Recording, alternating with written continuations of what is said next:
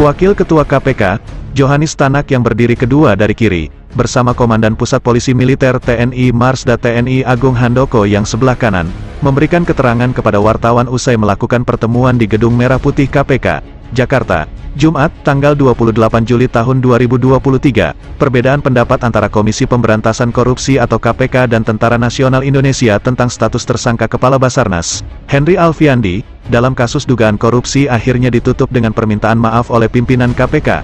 Kami paham bahwa tim penyelidik kami mungkin ada kehilafan, kelupaan, bahwasannya manakala ada keterlibatan TNI harus diserahkan kepada TNI, bukan kita yang tangani, kata Johannes. Permintaan maaf itu disampaikan Wakil Ketua KPK, Johannes Tanak, di kantornya, pada Jumat, tanggal 28 Juli tahun 2023, sore, seusai bertemu Komandan Pusat Polisi Militer TNI yaitu Marsikal Muda R. Agung Handoko. Agung Handoko menemui pimpinan KPK setelah pihaknya menggelar jumpa pers resmi di Mabes TNI yang isinya menyatakan status tersangka itu menyalahi aturan. Henry saat menjalankan tugasnya sebagai Kabasarnas masih berstatus TNI aktif, kata Agung, sehingga penetapan tersangka bagi anggota TNI aktif tidak bisa sembarangan dilakukan selain oleh Pupom TNI. Kata Agung, menurut kami, apa yang dilakukan oleh KPK untuk menahan personel militer menyalahi aturan, kata Agung, di hadapan wartawan dan rombongan Puspom TNI. Johannes mengakui tim penyidik KPK membuat kekeliruan dan kehilafan saat melakukan penangkapan Henry Alfiandi, dan kami paham bahwa tim penyelidik kami mungkin ada kehilafan, kelupaan, bahwasannya manakala ada keterlibatan TNI harus diserahkan kepada TNI, bukan kita yang tangani, kata Johannes, pimpinan KPK. Menurutnya, sudah meminta maaf dalam pertemuan dengan Agung Handoko dan tim Puspom TNI pada Jumat siang. Kiranya dapat disampaikan kepada Panglima TNI dan jajaran TNI, atas kehilafan ini kami mohon dimaafkan, ungkap Johannes. Diketahui bahwa KPK telah menetapkan Henry Alfiandi sebagai tersangka dalam kasus dugaan suap proyek pengadaan barang dan jasa di Basarnas. Lembaga antirasuah ini juga menetapkan Koordinator Staf Administrasi Kabasarnas, Letnan Kolonel Arif Budi Cahyanto, sebagai tersangka kasus yang sama. Menanggap status tersangka atas dirinya, Henry Alfiandi langsung bereaksi dengan berujar bahwa tujuannya dalam pengadaan barang memang untuk kebutuhan kantor. Kata Henry kepada Kompas.com, Kamis, tanggal 27 Juli tahun 2023, dia juga mempertanyakan wewenang KPK menangkapnya, karena dirinya masih berstatus anggota TNI saat proyek itu berjalan. Ya diterima saja status tersangka tersebut, hanya kok enggak lewat prosedur, kan saya adalah seorang militer, kata Henry Alfiandi, Kamis, tanggal 27 Juli tahun 2023.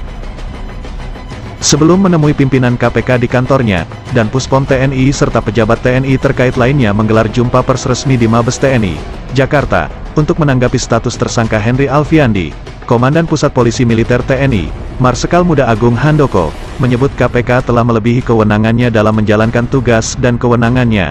Agung menjelaskan, Henry saat menjalankan tugasnya sebagai Kabasarnas, masih berstatus TNI aktif, sehingga penetapan tersangka bagi anggota TNI aktif tidak bisa sembarangan dilakukan selain oleh Puspom TNI. Menurut kami apa yang dilakukan oleh KPK untuk menahan personel militer menyalahi aturan, tegas Agung. Lebih lanjut dia menyatakan, yang berhak menetapkan seorang anggota TNI sebagai tersangka adalah penyidik militer, yaitu Puspom TNI. Undang-undang peradilan militer sudah jelas bahwa kami TNI, ada kekhususan, ada undang-undang tentang peradilan militer, nah itu yang kami gunakan, kata Agung.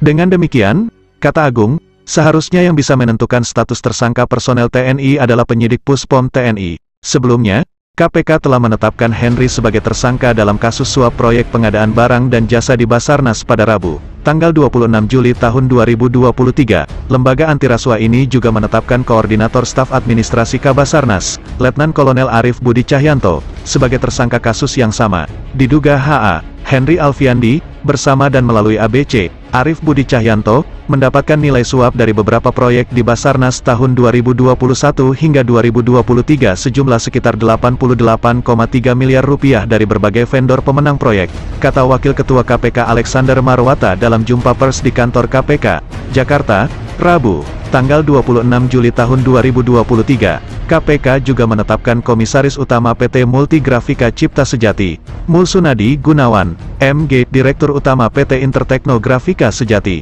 Marilia, MR, dan Direktur Utama PT Kinda Abadi Utama, Roni Aidil, RA, sebagai pemberi suap.